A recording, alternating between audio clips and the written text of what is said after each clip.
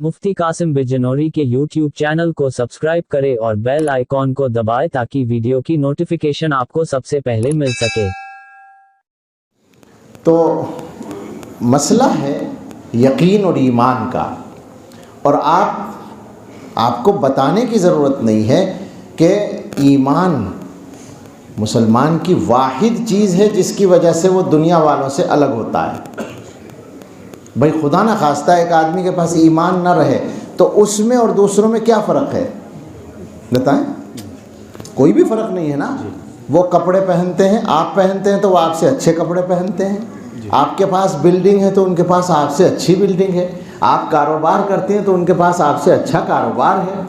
आप काबिल हैं, आप पढ़े लिखे हैं तो आपसे ज़्यादा वो पढ़े लिखे हैं। खुदा न खास्ता हमारा ईमान, अल्लाह न करे किसी का ईमान छिन जाए तो उसके पास बचता क्या है। सोचने की बात ये है, मुसलमान की सबसे कीमती मता ईमान है, और उस ईमान को छीनने के लिए, ख़त्म करने के लिए, मुसलमानों का ईमान डगमगाने के लिए क्या नहीं हो रहा है इस ज़माने में और हर ज़माने में, ये भी आप जानते हैं। और उसकी वजह भी मालूम है। वजह क्या है कि अल्लाह ताला ने दुनिया में भेजा तो एक साथ में अपनी हिकमत के तहत दुश्मन भी भेजा। वो दुश्मन जिसका नाम न लें और समझ जाएं, समझ गए ना आप? तो मैं कहा करता हूँ कि अच्छी खासी जान पहचान है हमारी उससे, बल्कि हमारे अच्छे खासे ताल्लुकात हैं। उसकी बहुत सी बातें मान के चलते हैं हम। क्या नाम है उसका? शैतान। नाम मैंने नहीं लिया, आपने बताया। इसका मतलब हम सब जानते हैं। उसको भेजा अल्लाह ताला ने, और वो वहीं ये कहकर आया था, चैलेंज देकर आया था कि आदम की औलाद को जहन्नम में ले जाने की कोशिश करूँगा, हर कोशिश। कुरान में उसकी तफसीलात हैं, मैं उस तफसील में अभी नहीं जा रहा हूँ। जगह जगह कुरान ने बयान किया है। आप सोचें ज़रा, एक मजमून बार बार क्यों आ रहा है कुरान में? जगह जगह ये बताया गया कि शैतान ने ये चैलेंज दिया। वो चैलेंज देकर आया और दुनिया में वो मेहनत कर रहा है उस काम के लिए। उसका मिशन यही है।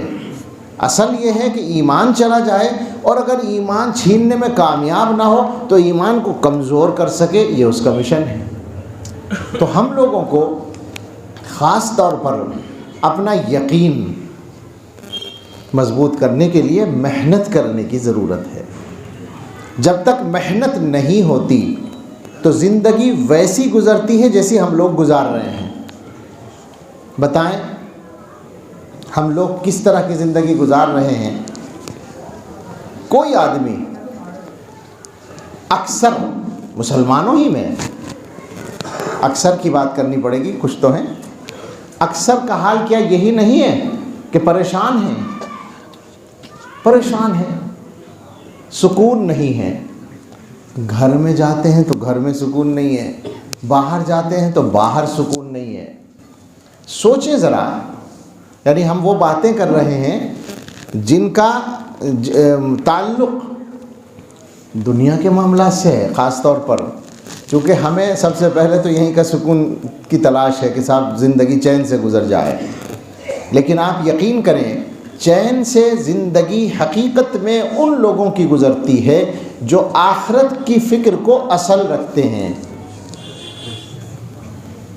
जी चाहता है वो दुआ याद आ रही है, अल्लाहुम्मा क़सिम लना मिन खशियतिका मा तहूलु बिही बैनना व बैन मासियतिका। इस पर मुस्तकिल मैंने बयान भी किया है और मौका हुआ तो कर लेंगे, लेकिन मैं इसका तर्जमा करके एक टुकड़े पर बात करना चाहता हूँ। हुज़ूर ने दुआ की है, अल्लाह हमें अपना ऐसा खौफ अता फरमा दीजिए जो हमारे और आपकी नाफरमानी के बीच में हाइल हो जाए।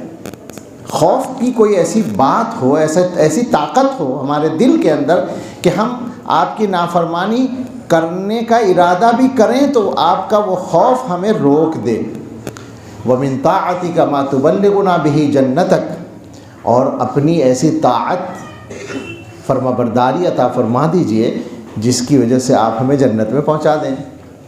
تیسرا ٹکڑا ہے جو مجھے اس وقت یاد آیا تھا، وَمِنَ الْيَقِينِ مَا تُهَوِّنُ بِهِ عَلَيْنَا مَصَائِبَ الدُّنْيَا، یہاں دنیا کی بات کی گئی ہے، اور ہمیں ایسا یقین دے دیجئے جس کی وجہ سے آپ ہمارے لیے دنیا کے مصائب کو آسان کر دیں۔